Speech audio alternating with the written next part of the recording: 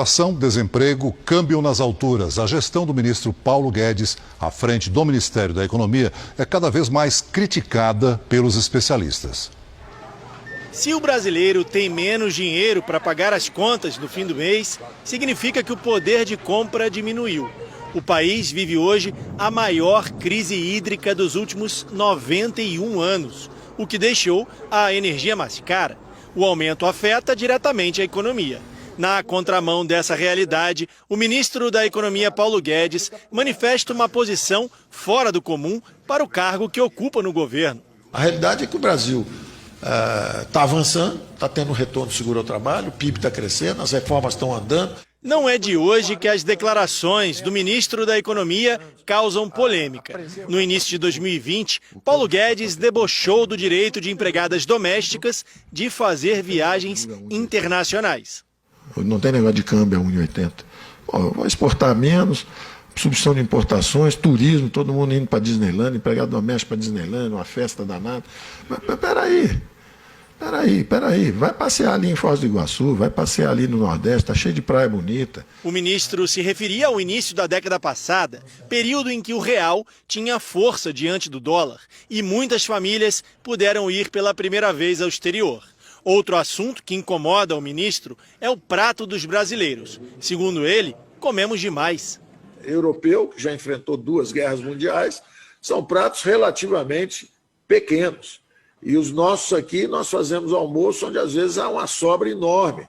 E isso vai até o final, que é a refeição da classe média alta, até lá há excessos. Então... Sem saber que estava sendo gravado, Guedes disse em abril desse ano que o FIES, Programa de Financiamento Estudantil, bancou até filhos de porteiros nas universidades. O porteiro do meu prédio uma vez virou para mim e falou assim: "Seu Paulo, eu estou muito preocupado, porque meu filho passou na universidade privada."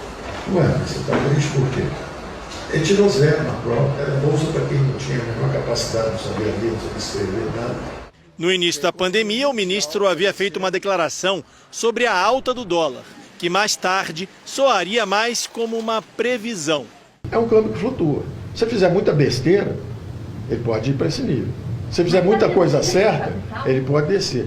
A disparada da inflação, do dólar, os aumentos nas contas de energia e do desemprego.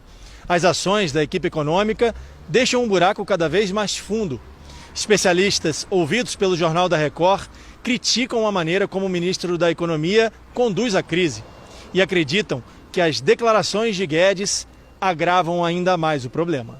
Para o ex-ministro da Fazenda, Maílson da Nóbrega, Paulo Guedes avaliou mal os desafios que deveria enfrentar. Tudo indica que o ministro Guedes avaliou mal os desafios para o seu programa liberal.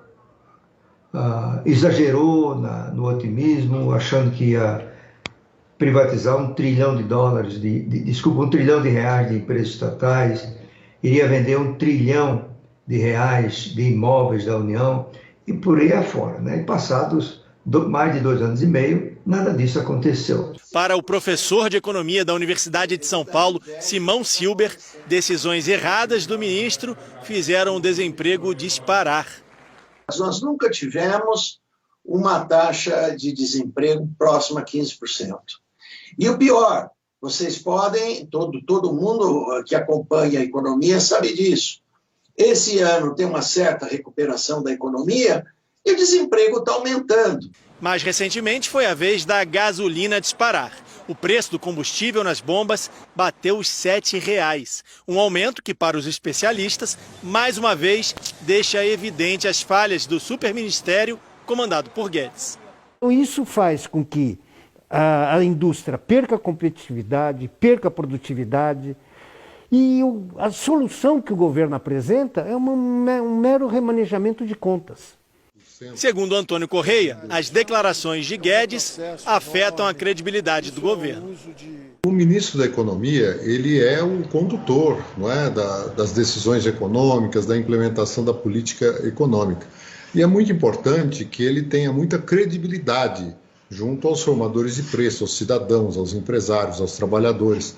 E, obviamente, essas declarações infelizes, tiram a credibilidade da própria política econômica que ele vem implementando. E se de fato ele pensa algumas coisas que ele fala, ele está bastante equivocado.